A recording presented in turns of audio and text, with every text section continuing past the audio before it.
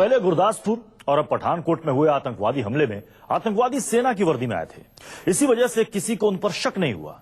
दिल्ली में भी आतंकी ऐसे ही हमले कर सकते हैं, लेकिन हैरत की बात यह है कि दिल्ली के बाजारों में धड़ल्ले से कोई भी आसानी से सेना की वर्दी खरीद सकता है।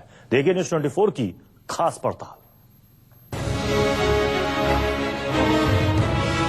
सेना और सुरक्षा एजेंसियों की इसी तरह की वर्दी पहनकर पठानकोट में आतंकी घुसे थे।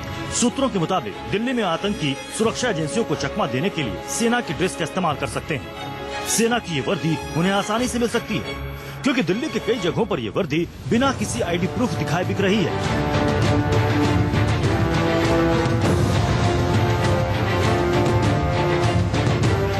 कोई भी इसे खरीद कर पहन सकता है और किसी को शक भी नहीं होगा कि सेना की ड्रेस में आतंकी छिपा है।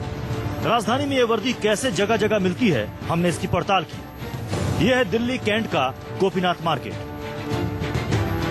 पठानकोट में अभी भी आतंकवादियों से मुठभेड़ जारी है और देश में कभी भी ऐसा कोई हादसा होता है तो सबसे पहले उंगलियां उठती हैं सुरक्षा व्यवस्था पर।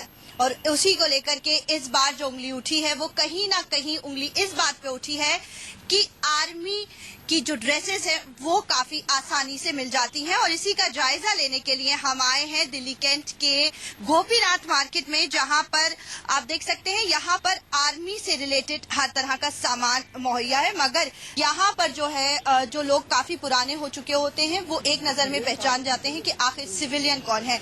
और यही इस मार्केट की एक मेन बात है कि जहाँ पर आर्मी से रिलेटेड अगर आप कोई भी सामान खरीदने आते हैं तो ये लोग पहले आइडेंटिटी चेक करते हैं और उसके बाद ही सामान आपको देते हैं। हमारी संवाददाता ने जब मार्केट के चेयरमैन से पूछा कि बाजार में वर्दी खरीदने वालों को कोई प्रूफ दिखाना होता है, तो उन्होंने कहा कि बिना प्रूफ कोई भी दुकानदार इसे नहीं बेचता है।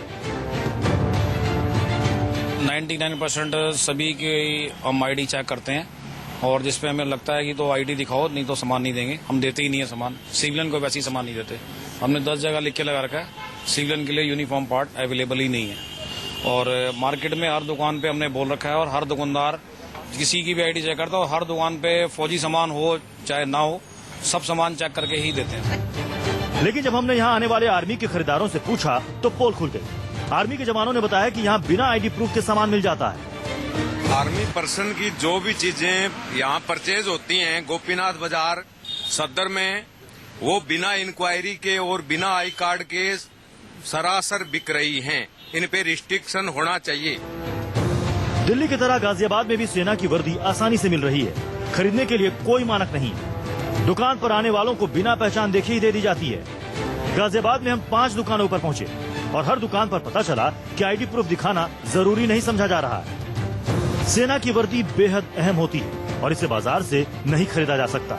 इसके बावजूद दिल्ली में बेरोक टोक सेना की वर्दी बिक रही है, जिसका गलत इस्तेमाल हो सकता है। लेकिन दुकानदारों के लिए ये वर्दी सिर्फ कमाई का जरिया है। इसे खरीदने वाला कौन है, वो वर्दी क्यों खरीद रहा है, इससे उनका कोई लेना देना नहीं है, भले ही वर्दी खरीदने वाला आतंकी ही क्यों ना हो।